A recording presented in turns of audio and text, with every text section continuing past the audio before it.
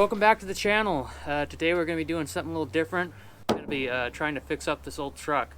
This is a 1974 F150, I think. No, F100, excuse me. Four-wheel drive, been parked for a while. Tag expired in 2014. Don't really know the story behind it.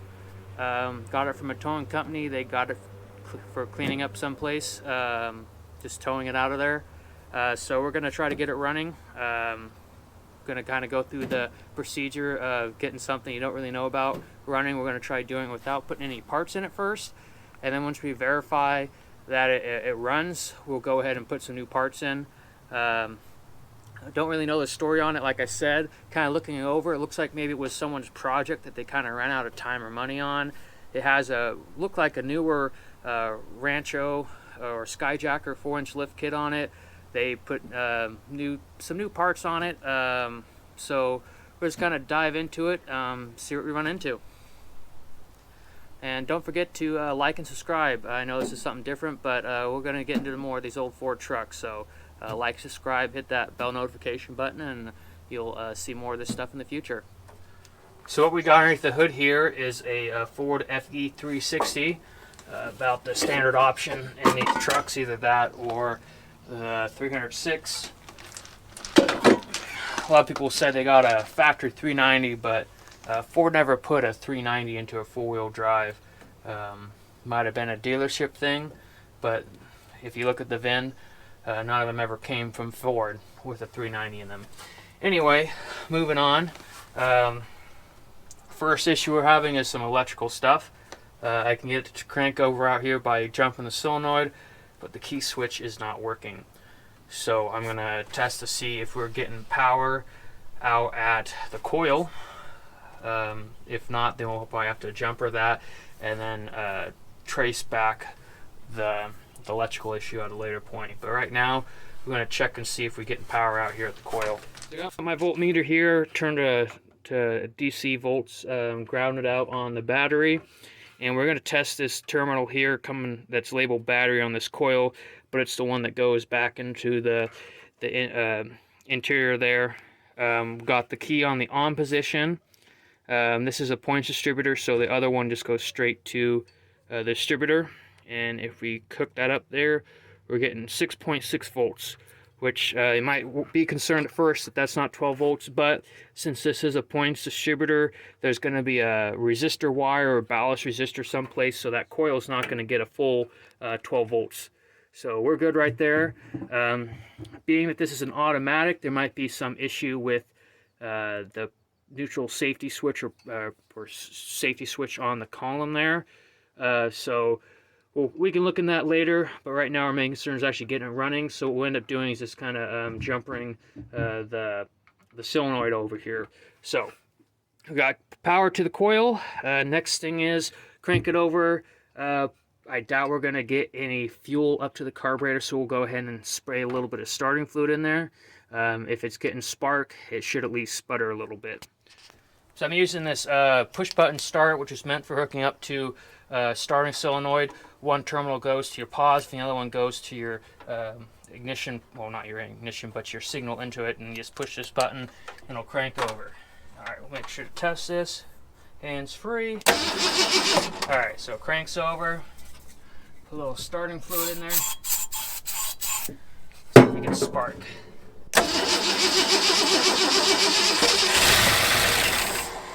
Well, that's cool. So that means our ignition system is working, and we just need some fuel. So I'll see if I can get some gasoline and fill up that carburetor, and we'll see what we get.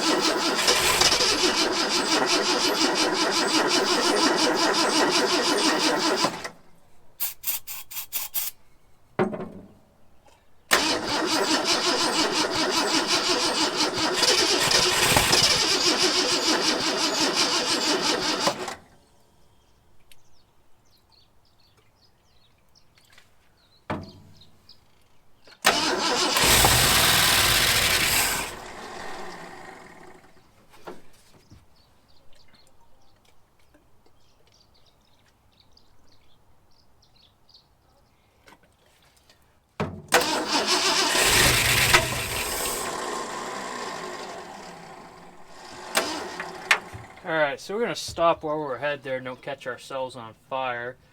But it is sort of running, but I'm pretty sure that carburetor is good and clogged up. So we're gonna go ahead and take that off and put a carb kit in it.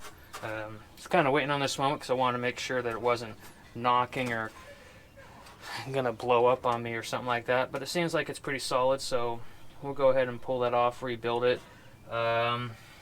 And while I'm at it, might as well put the full tune-up on there.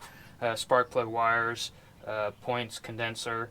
One thing about these is when they sit, I was actually surprised that we didn't have to file the points. They like to corrode, and then you don't get any sparks. So this is actually kind of melodramatic. I thought I was going to have to put more energy into making it actually run. Just a little bit of electrical work around, and it kind of sputtered to life. So it needs a little bit of work, and we'll get to that.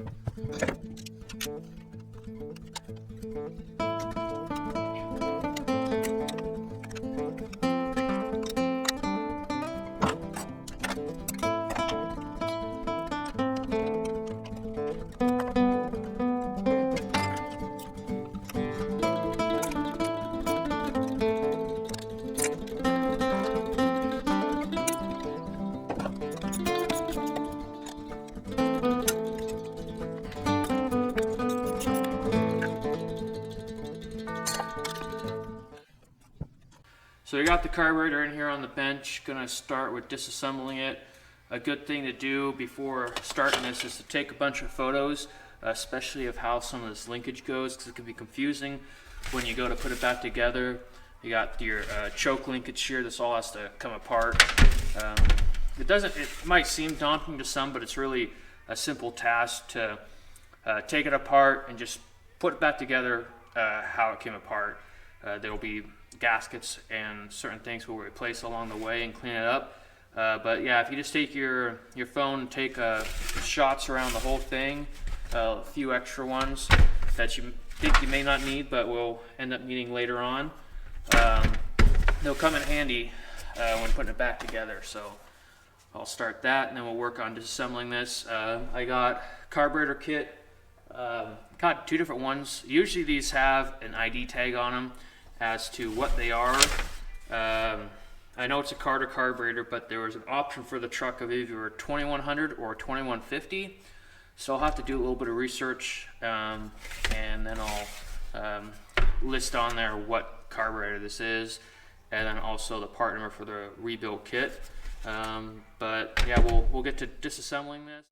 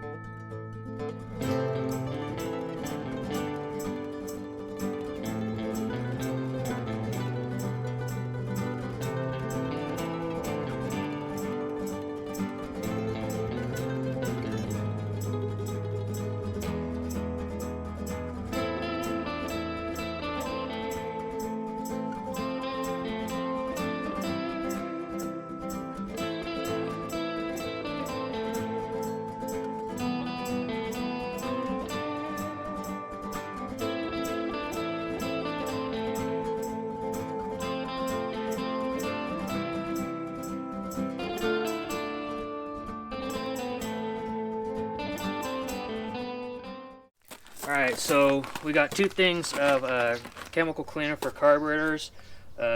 These things are kind of nasty, and you want to make sure you wear gloves because if you get it on you, it stinks pretty good and will stain your skin. Also, I recommend opening these up outside because otherwise they will stink up your shop.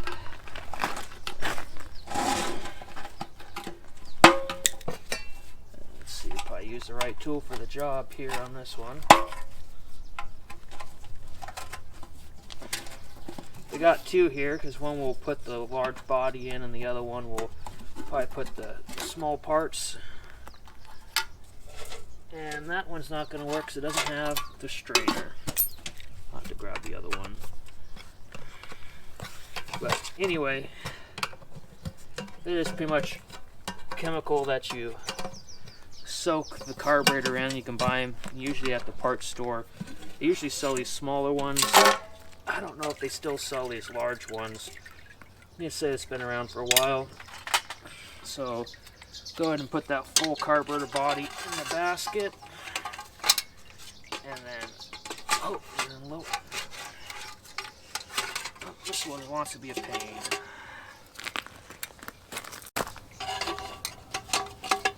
There we go.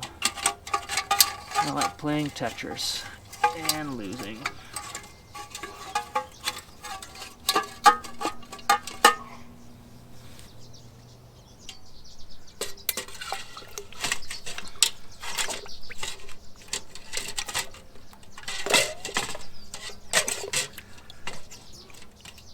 Alright, there we go.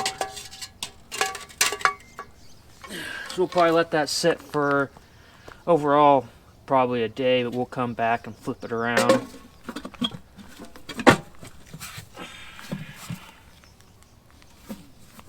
And then we'll go get a different one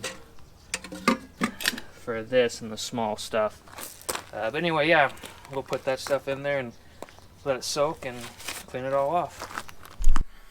Alright, so I got everything cleaned up here. Turned out pretty good. After we soaked in the chemical, washed it off, and then gave a final rub down with some brake clean and a wire brush to get any of the excess scum off. It's not necessarily good as new, but it's pretty good. A lot cleaner inside there, no gunk. Also, I took this straw and squirted down all the ports and everything to make sure those are all cleaned out and free. If there's anything that wasn't, you could go ahead and squirt in there with a, well, not squirt, but use a fine wire, work into some of those ports and clean them out. But anyway, got our carb kit here, Walker carb kit. It looked like it was all right stuff, so I'm gonna go ahead and open that up and start assembling. Alrighty, so we went ahead and got the carburetor on there, got everything hooked back up except for the fuel line here. Did the points, distributor, cap, rotor, spark plugs, wires. Also went ahead and did a new starting solenoid because the other one was a little corroded, and new cable. Hopefully the wind doesn't, not too noisy in there. Anyway, new cable because the other one was a mile long. It's got the right length there. Put some coolant, or actually just water right now, in the radiator. Did a new hose for the brake booster there because it was cracked, going to cause a big vacuum leak. So till we get the fuel system flushed out, I'm just going to fill up the bowl on the carburetor with this jug here. So go ahead and stick that on there and fill it up. And then once you get that full, we'll go in and turn the key on, and then we'll try starting it from out here and see how it does. Hopefully a bit better than last time. We'll use our starter button again.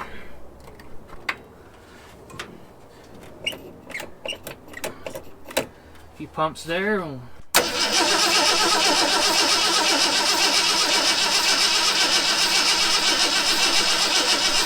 Maybe. Just try a little bit of starting fluid in there. Chokes all the way open because we forgot, I didn't hook that up, so.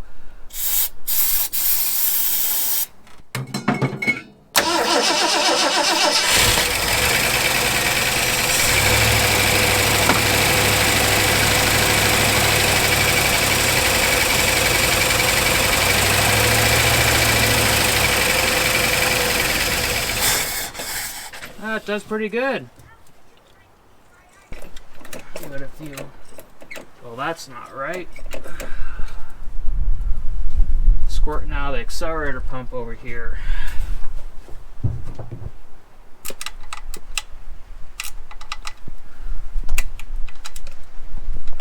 Oh yeah, that's loose.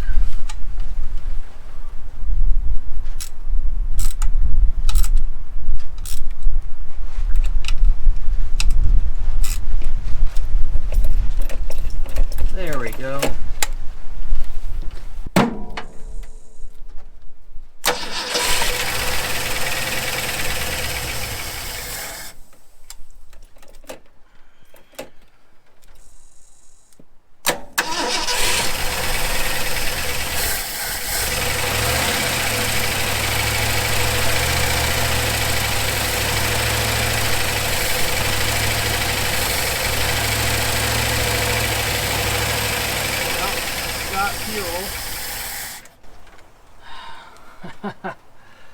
That's one way to do it. There was actually fuel in the tank. Well, we'll have to pump that out, get some clean stuff in there. But yeah, doing pretty good. Probably next up here is we'll pump out that fuel tank, put fresh fuel in, hook up the fuel line, then we'll be able to, and then also fix our choke there. Yeah, it's doing pretty good. Maybe also trace back our starting safety switch, get that figured out so we can actually start it from inside the cab. We'll also probably need to check the dwell on the points, because we just I set them with the feeler gauge to 14 thousandths, but always good to check the dwell on those when you're setting a new set of points. So gonna rain on me today, so that'll be the next clip for you, but I'll probably button this up for today and get back to it when I'm not going to get poured on. Alrighty, so found out a few things here. I pumped out some of the fuel, but it actually looked pretty good, so go ahead and leave that in there for right now. Put a new filter on here. This one you can actually see through, which makes it nice and to see the quality of the fuel if there's any junk in there. Also found out that it has electric fuel pump on there along with the mechanical, so I don't know exactly what people were thinking, but we'll probably end up ditching the electric one because the mechanical was working fine. Had like some hidden switch in there and had to kind of jerry rig some stuff up here to make it work. But got the everything buttoned up a little bit better. We'll go ahead and give this another whirl at starting and maybe we'll stay running.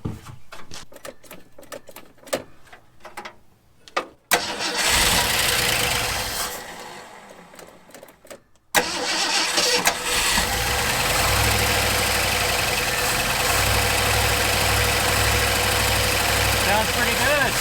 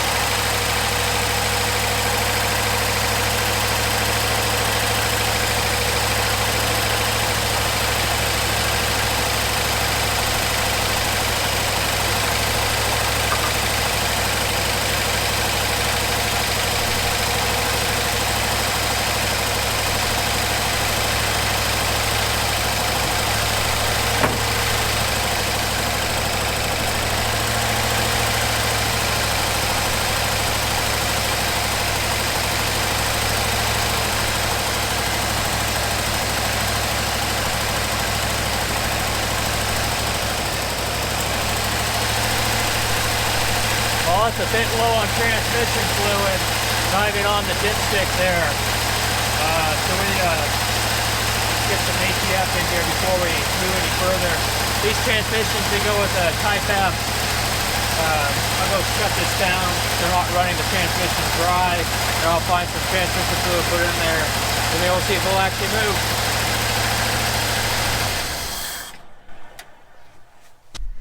Alrighty, so we went ahead and put about 2.5 quarts of oil in the transmission there. Everything's pretty well buttoned up right here. Later we'll go ahead and put an air cleaner on that, but right now we're gonna shoot for a test drive.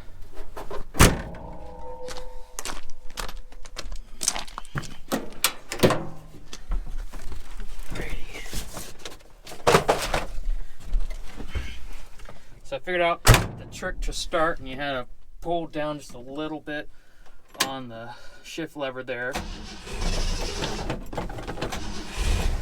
to engage the safety switch. The brakes are a little firm.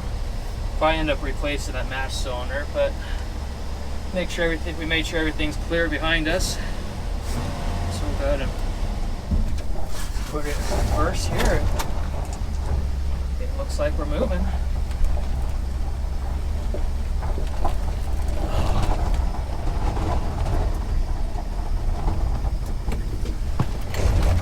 Power steering needs some love.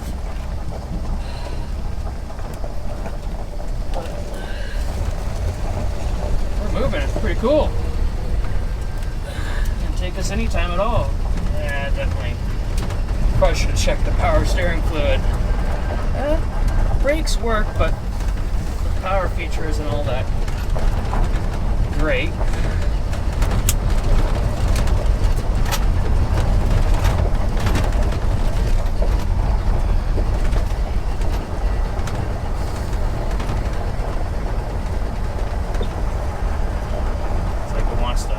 Pull to the right a bit and dive.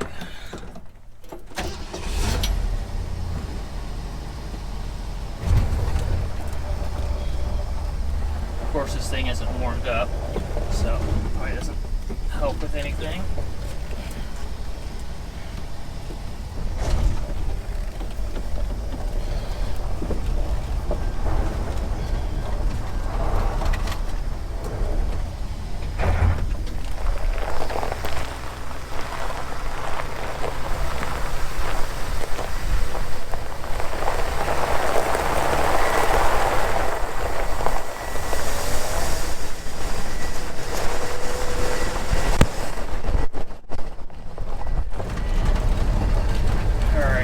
Pull up here and check that power steering fluid. So I went ahead and added some power steering fluid. Seems to help a little bit. The power steering on these were kind of a little finicky because they converted manual steering to power steering in a way. Have a manual steering box and then a hydraulic ram assist, and then a funky little valve thing that attaches in line with the steering shaft that directs the hydraulic flow. And as far as I know, you can't get rebuild kits for those anymore. So I don't know what we'll do. I'll have to look into that, see if I can find anything if that needs to be rebuilt. But right now it's all right. I'm gonna see about driving this up the road a little bit and see how it does.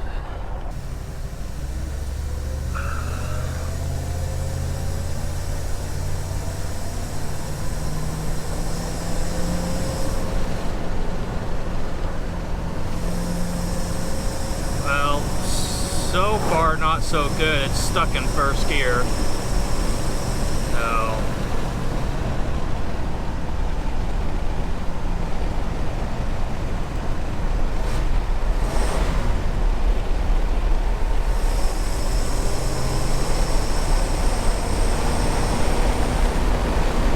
So that's no bueno.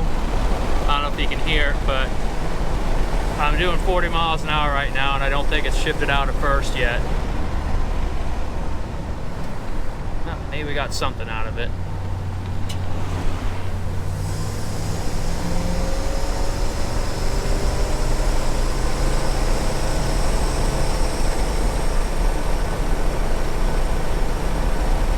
First gear on these C6s were relatively high, but I mean, we've had to be at least second by now. But I didn't feel like we got any shifts out of the transmission. Go ahead and stop again and see if we can feel any shifts out of it. Maybe I'll manually shift it and see if I can get anything out of it then.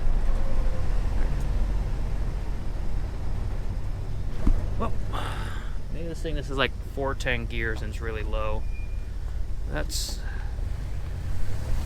first, second, third. Okay, well, maybe need a tachometer on this thing. I'll have to check the gear ratio too, but it seems like we're just screaming doing 40, relatively speaking. Because we come up here to 45 and just, yeah, sounds like we're just singing along. But we'll get turned around and get going back.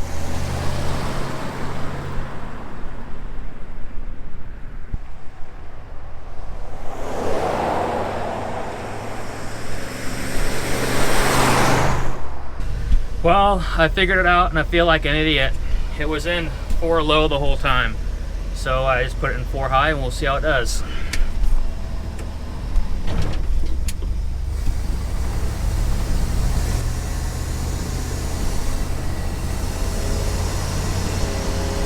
Much better.